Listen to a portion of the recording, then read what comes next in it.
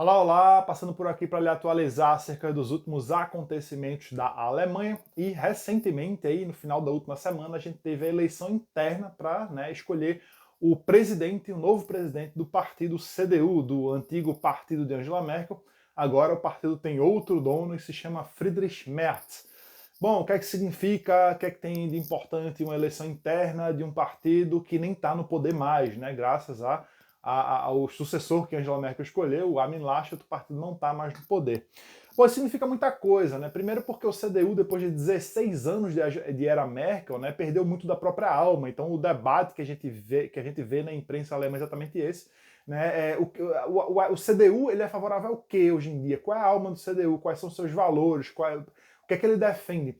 Nada disso estava muito claro nos últimos anos, porque Merkel realmente desfigurou muito o partido, pegou um partido tradicionalmente de centro-direita e levou ele muito, né, empurrou ele muito para a esquerda, né, favoreceu muito a ala mais à esquerda dentro do partido.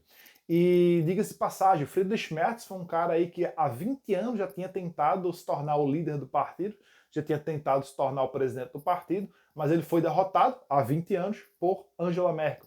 Né? E desde lá, Merkel foi a presidente do partido e fez de tudo para evitar com que Merz se tornasse de fato o presidente. Tanto que ele é tido aí na imprensa alemã como arqui-inimigo de Angela Merkel dentro do CDU, dentro do partido. Né? E de fato, mas a gente vê que, né, teve resultado aí da eleição agora, e a gente teve 3 candidatos, basicamente. Um chamado Norbert Röttgen, né, que teve aí cerca de 26% dos votos. Teve também o Helge Braun, e aí é uma figura que é importante a gente destacar, porque Helge Braun ele era o chefe da chancelaria, né, ele é praticamente um ministro dentro do governo de Angela Merkel, um cara muito ligado à Merkel, trabalhava diretamente com ela, e foi o candidato dela, né, dela e do establishment, do antigo establishment do partido. Né, e o Helge Braun teve só 12% dos votos, ou seja, toda essa ala de Merkel, toda a herança de Merkel aí foi completamente rechaçada dentro do próprio partido. E é bom chamar atenção para isso, né? Merkel falhou miseravelmente em tentar colocar o seu sucessor como chanceler da Alemanha e falhou miseravelmente também agora em colocar o seu sucessor dentro do próprio partido. Não só ela falhou em colocar o seu sucessor, como ela teve agora, né, quem foi eleito como sucessor do partido foi exatamente o arqui-inimigo dela. Então mostra claramente uma grande rejeição interna do partido a tudo representado por Angela Merkel.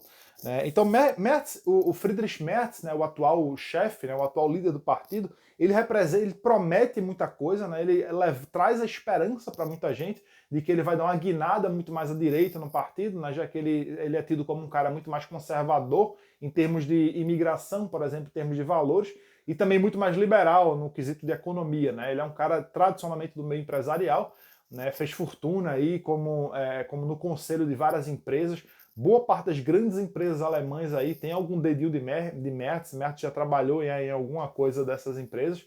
Inclusive, ele por muito tempo fez parte do conselho fiscal da BlackRock, que é uma das maiores, eu acho que é a maior, né? É a maior administradora de fortunas, administradora de recursos, né, de ativos aí do mundo.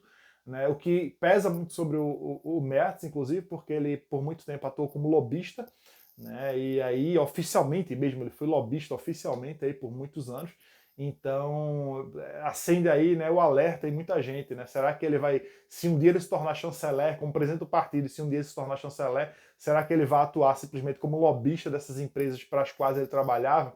Então a dúvida que muita gente tem, não é à toa que a popularidade do Merz não é lá das melhores dentro da população total da Alemanha. Dentro do partido ele de fato conseguiu aí quase 2/3 dos votos do partido, né, conseguiu a maioria absoluta no primeiro turno da eleição, né, mas na população geral da Alemanha ele já não se sai mais tão bem assim. Né. Então a gente fala também um pouco dessa chance, muita gente se pergunta, né, qual a chance desse cara se tornar chanceler da Alemanha? Bom, existe uma chance considerável. Por que eu falo isso? Basicamente porque o CDU perdeu essa última eleição, porque o candidato escolhido pelo partido, basicamente a mando de Merkel, que quem escolheu esse candidato, o Armin Laschet, foram os delegados do partido. Né? Ele provavelmente, o Armin Laschet, teria perdido a eleição interna do partido se fosse voto a voto, né? Porque a base estava muito contrário ao establishment, estava muito contrário à ala de Merkel, né? Ao pessoal da ala de Merkel. Mas se o candidato do CDU fosse outro, muito provavelmente o partido teria vencido sim essa última eleição. Então, se Merz se candidatar a chanceler daqui a 4 anos, vamos supor, é possível sim que ele ganhe essa eleição, simplesmente por ele não ser Armin Laschet, simplesmente por ele não representar uma continuidade do governo de 16 anos de Angela Merkel. Porém, de fato, ele não tem uma popularidade muito grande entre a população normal da Alemanha, que não é do partido, que não é apoiador do partido, né, o que pesaria bastante contra ele, né, até porque o CDU perdeu essa última eleição porque escolheu um candidato, o Armin Laschet, né, para ser o candidato a chanceler, né, e todas as pesquisas diziam que ele tinha os piores resultados possíveis dentro da população geral. Aparentemente é um pouco do que acontece com Merz também. Ou seja, a chance dele se tornar chanceler também é relativamente baixa por conta da idade, né, porque ele tem 66 anos agora, o Merz, e daqui a 4 anos ele vai estar com 70. Então muita gente põe em dúvida aí na questão de saúde, questão de se ele vai estar disposto, se a prioridade vai ser essa, né? Enfim, chega uma hora na vida que o cara vai querer fazer outra coisa, então é possível que isso aconteça assim com o Merz também. Então muita gente, eu vi muitos analistas políticos aqui lá na Alemanha, né, mencionando isso, que é possível que daqui a 4 anos a chance dele se tornar chanceler seja pequena, mas, de qualquer forma, dentro do partido representa um renascimento espiritual do CDU, né, porque o Merz representaria um pouco mais desses valores mais conservadores, desses valores mais liberais, né, a favor de mais iniciativa privada, liberar a economia, inovação, empreendedorismo, esse tipo de coisa. E na parte dos valores, ele traz um pouco o partido mais pro lado conservador, no sentido de que ele é contrário à política migratória. Ele lembra muito algumas falas do Sebastian Kurz, que foi chanceler da Áustria por bastante tempo, né? Só que, claro, o Kurz é muito mais carismático, muito mais jovem, não é o caso do Friedrich Merz, mas ele traz sim um pouco mais, o partido um pouco mais para a direita nas questões de valores. Né? Outra coisa interessante, agora no momento que a gente está vivendo, né, ele já se colocou como completamente contrário à vacinação obrigatória, diferentemente do Olaf Scholz, que é o atual chanceler do partido SPD, do Partido Social Democrata, né? Então tem essas vantagens, né? Por isso que traz uma esperança aí para a base do partido, que a base do partido está realmente do lado dele. E uma dúvida que muita gente se faz, muita gente me faz, inclusive, e me pergunta, é sobre o que é que isso significa para o AfD, né? Se isso é bom ou se é ruim para o AfD, eleição de Merz como líder do partido CDU.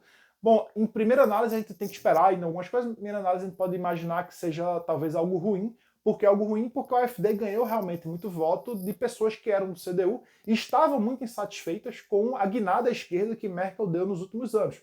Então, se o partido voltar um pouco mais para a direita, se recolocar nos eixos tradicionais de um partido conservador, cristão, de centro-direita, etc., é possível que muitos eleitores que foram para o AfD nos últimos anos retornem para o CDU. Então é possível sim que a gente tenha um efeito negativo para o AfD. Né? E ponto negativo aí para o Merz, realmente o que pesa sobre ele, essa ligação muito próxima que ele tem aí com os chamados agentes do globalismo. Tá bom? Muitíssimo obrigado, espero que tenham gostado do vídeo. Não deixa de curtir, compartilhar e inscreva-se no canal, que dá uma força enorme. Muito obrigado e até o próximo vídeo.